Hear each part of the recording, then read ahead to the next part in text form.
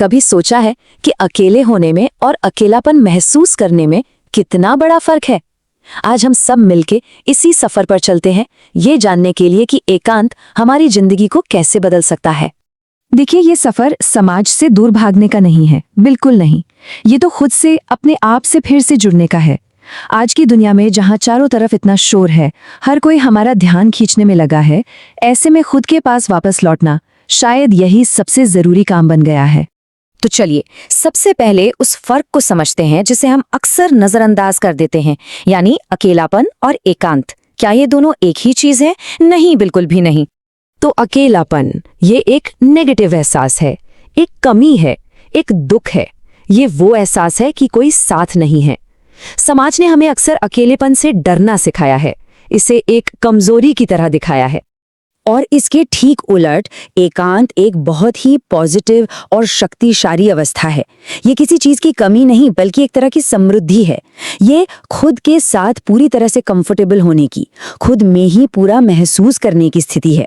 ये खुद को पाने की अवस्था है।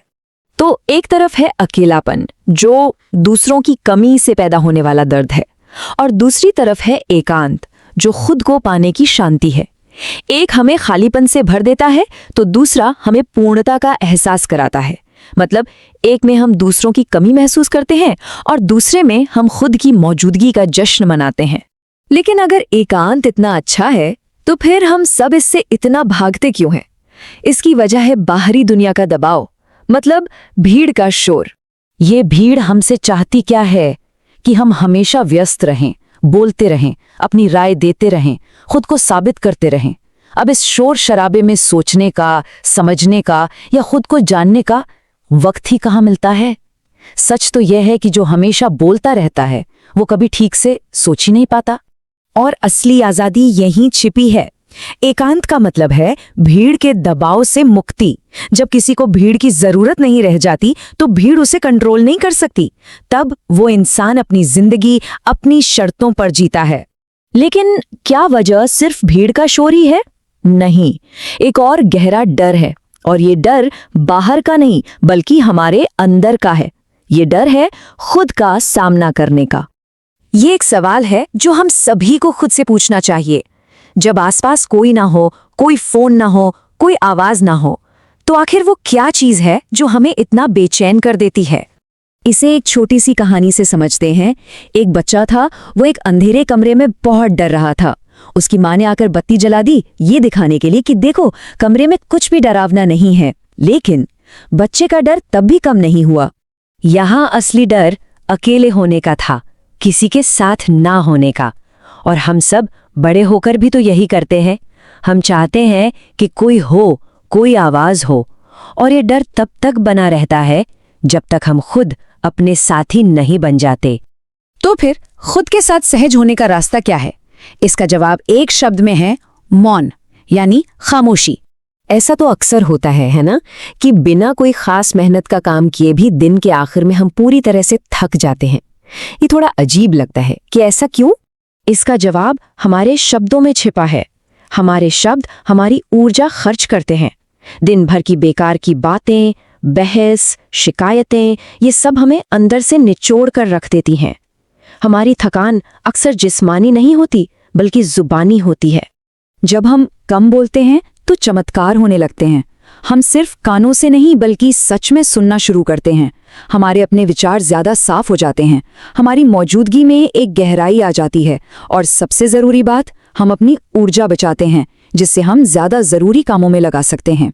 तो जब हम अपनी ऊर्जा बचाते हैं तो उसे फिर से भरते कहाँ हैं? इसका जवाब है एकांत में। इस बात को समझने के लिए धनुष का उदाहरण बहुत अच्छा है। सोचिए, अगर एक धनुष को हमेशा खींच कर रखा जाए तो क्या होगा? धीरे धीरे वो अपनी ताकत खो देगा। ताकत बनाए रखने के लिए उसे ढीला छोड़ना बहुत जरूरी है। और एकांत ठीक यही काम करता है।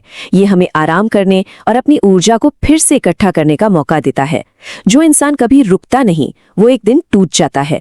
तो याद रखिए, एकांत कमजोरी नहीं है बल्कि ताकत बनाए रखने का एक तरीका है। दुनिया की जितनी भी महान रचनाएं हैं वो सब एकांत की ही देन है। चाहे कविता हो, संगीत हो या कोई नया विचार, ये सब शोर में नहीं बल्कि शांति में पैदा होते हैं। सृजन यानी क्रिएशन भीतर से आता है और भीतर का दरवाजा तभी खुलता है जब बाहर का शोर थोड़ा कम हो जाता है। और अब हम आखिरी और सबसे जरूरी सवाल पर आते हैं, प्रगति, इसका असली मतलब क्या है? क्या सिर्फ तेजी से आगे बढ़ते जाना ही प्रगति है? भीड़ हमें रफ्तार तो दे सकती है पर दिशा नहीं। सही दिशा तो सिर्फ एकांत में मिलती है, जब हम रुक कर खुद से पूछते हैं कि आखिर हमें जाना कहाँ है। बिल्कुल उस आदमी की तरह जो बहुत तेजी से पहाड़ पर तो चढ़ गया, लेकिन वहां जाकर उसे पता चला कि वो गलत पहाड़ पर है। असली प्रगति बाहरी कामयाबियों में नहीं बल्कि भीतरी स्थिरता में है। ऊपर जाने की दौड़ में लोग अक्सर गिर जाते हैं, लेकिन जो अपने भीतर गहरे उतरते हैं, जो खुद को समझते हैं, वो स्थिर रहते हैं। उन्हें दुनिया की कोई भी लहर आसानी से हिला नहीं सकती। तो अंत में सवाल यही बचता है, दुनिया हमें ऊपर की ओर धकेल रही है, लेकिन क्या हम गहराई में जा रहे हैं? हमारी रफ्तार हमें किस दिशा में ले जा रही है? और इसका जवाब सिर्फ और सिर्फ एकांत में ही मिल सकता है।